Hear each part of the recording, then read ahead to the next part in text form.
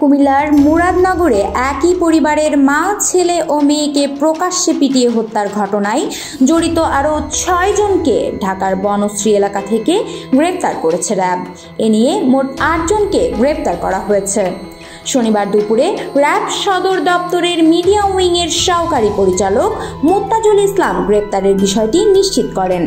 প্রাথমিকভাবে তাদের নাম পরিচয় প্রকাশ করেননি তিনি। ঘটনার বিস্তারিত পরে জানানো হবে বলে জানান মুত্তাজুল ইসলাম।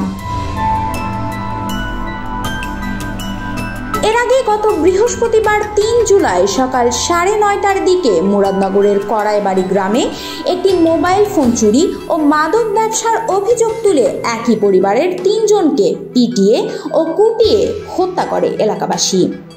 নিহতরা হলেন কড়াইবাড়ি গ্রামের খলিলুর রহমানের স্ত্রী রোকসানা আক্তার রুবি, তার ছেলে রাসেল মিয়া এবং মেয়ে জোনাকি আক্তার। এলাকাবাসীর দাবি, দীর্ঘদিন ধরে বিভিন্ন অপকর্ম ও মাদক ব্যবসার সাথে জড়িত ছিল তারা।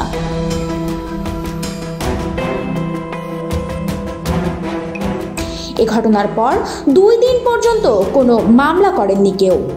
পরে শুক্রবার ৪ জুলাই দিবাগত রাতে ৬৩ জনকে আসামি করে হত্যা মামলা দায়ের করেন নিহতের আরেক মেয়ে রিক্তা আক্তার।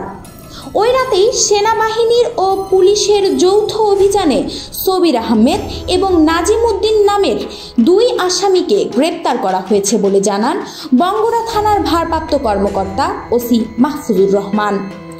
Firdousi Sworna, news desk, খবরওয়ালা।